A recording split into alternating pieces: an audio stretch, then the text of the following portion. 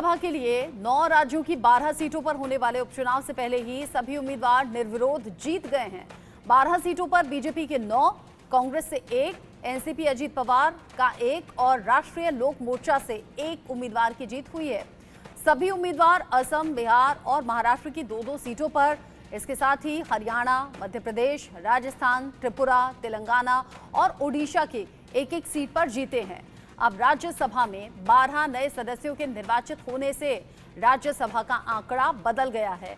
राज्यसभा में एनडीए का आंकड़ा बहुमत को छू गया है। राज्यसभा में बीजेपी की संख्या 96 हो गई है, जबकि एनडीए की जो संख्या है वो 112 तक पहुंची है। 245 सदस्यों की राज्यसभा में अभी 8 सीटें और खाली हैं। इस तरह राज्यसभा में वर्तमान में बहुमत का आंकड़ा 119 सदस्यों का है। एनडीए को 6 मनोनीत और 1 निर्दलीय का भी समर्थन प्राप्त है और इस तरह एनडीए बहुमत के आंकड़े को छू चुकी है, जो कि अभी तक बहुमत से दूर थी। राज्यसभा में कुछ पेच फंसे हुए थे जिसमें एनडीए बहुमत से दूर थी, लेकिन अब इस चुनाव के बाद जो कि निर्विरोध चुने गए हैं कैंडिडेट्स, इसके बाद एनडीए ने बहुमत के आंकड़े को राज्यसभा में छू लिया है।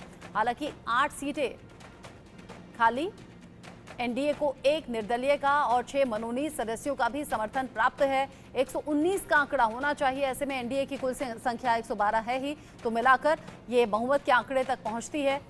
राज्यसभा में मौजूदा स्थिति जो है वो अब बदल गई है। एनडीए को 6 मनोनीत सदस्यों का भी समर्थन मिल गया है, एनडीए को 1 निर्दलीय का भी समर्थन मिल गया है। इसके बाद जो संख्या बल है वो एनडीए के पास जाता हुआ नजर आ रहा है। बहुमत का आंकड़ा छू लिया है।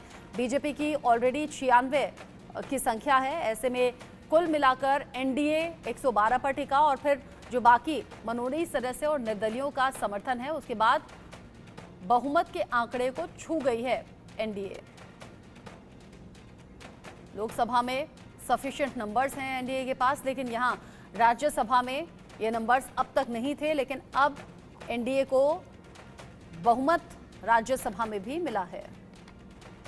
यानी आगे चूंकि सदन के भीतर चर्चा होती है और यहीं से कानून बनते हैं, ऐसे में आगे भविष्य में अगर कोई बिल लाया जाता है या उसे कानून की शक्ल देनी होगी तो एनडीए के लिए आसानी होने वाली है राज्यसभा में ये नंबर्स पाने के